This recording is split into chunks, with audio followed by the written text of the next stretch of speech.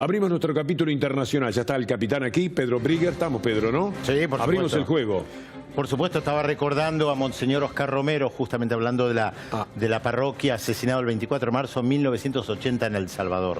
Sí, hace poco generó una información. Algo se había detectado en función de aquel crimen. Bueno, ahora se me escapa. Vamos a Matías Morales, desde los Estados Unidos. La tensión entre Estados Unidos y Rusia aumentó nuevamente después de que el día de ayer un avión norteamericano derribara a otro sirio, cuando este volvía de bombardear a unas milicias que Washington considera como aliadas. El Ministerio de Defensa de Rusia anunció el cese de la cooperación con Estados Unidos, agregando que toda aeronave de la coalición internacional que sea detectada al oeste del Éufrates será seguida en calidad de blanco aéreo, aumentando las posibilidades de un enfrentamiento directo entre las dos potencias. Además, el Kremlin calificó el hecho como una agresión que hace caso omiso a la conducta esperada en el ámbito internacional.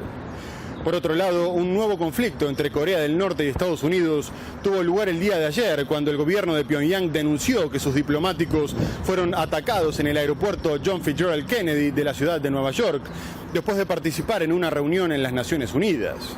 Según la versión que dio un portavoz del Ministerio de Asuntos Exteriores de Pyongyang, 20 agentes de seguridad, entre policías y miembros del Departamento de Seguridad Nacional, interceptaron a los funcionarios en la puerta de embarque y les sustrajeron de forma violenta un paquete diplomático certificado, violando las normas internacionales.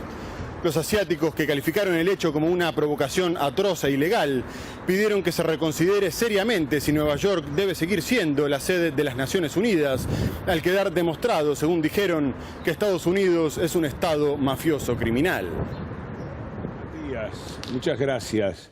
Temita, ¿no? Sí, además muy fuerte esto de Estado mafioso criminal. Recordemos que Estados Unidos ha utilizado justamente su poder sobre Nueva York, obviamente, y sobre la Asamblea General de Naciones Unidas, para evitar la presencia de mandatarios en más de una oportunidad que no le gustaban. Hablando de no gustarle, el viernes, cuando hablábamos del presidente de los Estados Unidos, Donald Trump, y Cuba, hay algo que por falta de tiempo no mencionamos, como sucede a veces, pero él en su discurso habló también de Venezuela.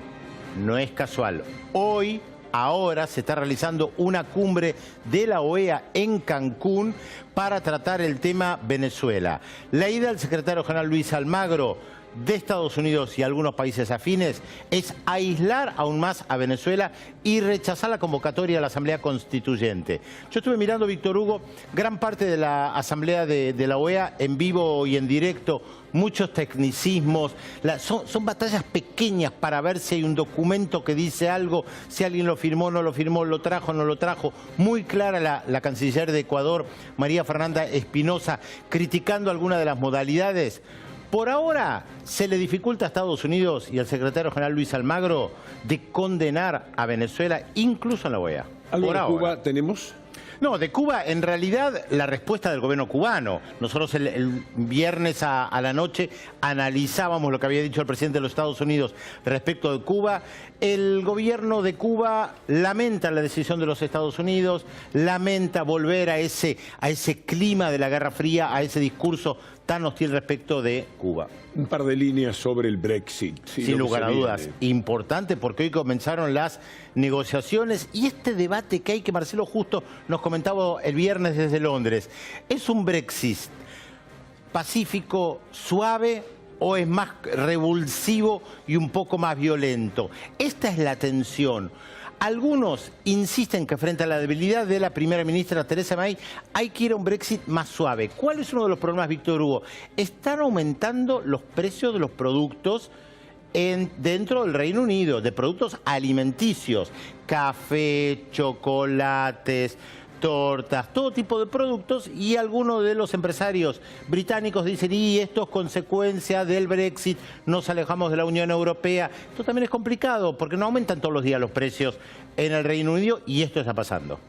Gracias, Pedro. Un gusto. Tenemos todavía lo de las elecciones de Francia. No sé si vamos a tener tiempo de charlarlo hoy. Sé que estuvieron hablando con Micaela, pero el poder concentrado en las manos de Macron, ¿eh? Es impresionante lo que ha conseguido. Decime. Impresionante, lo decíamos. Hace 16 meses no existía Macron como fuerza política.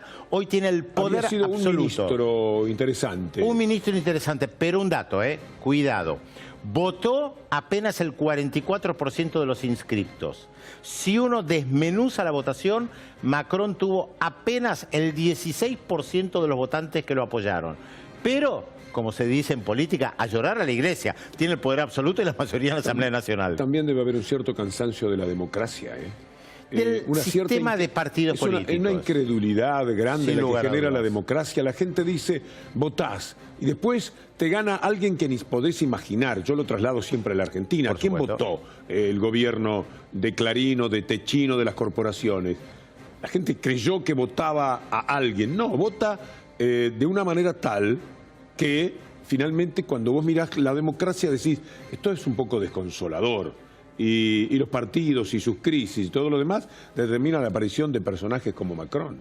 Sin lugar a dudas, si esto replantea lo que fue el sistema de partidos políticos en Europa en el siglo XX, somos herederos de ese sistema de partidos, pero nos llevaría mucho tiempo. Otro día lo charlamos, Víctor Hugo. Gracias, Pedro.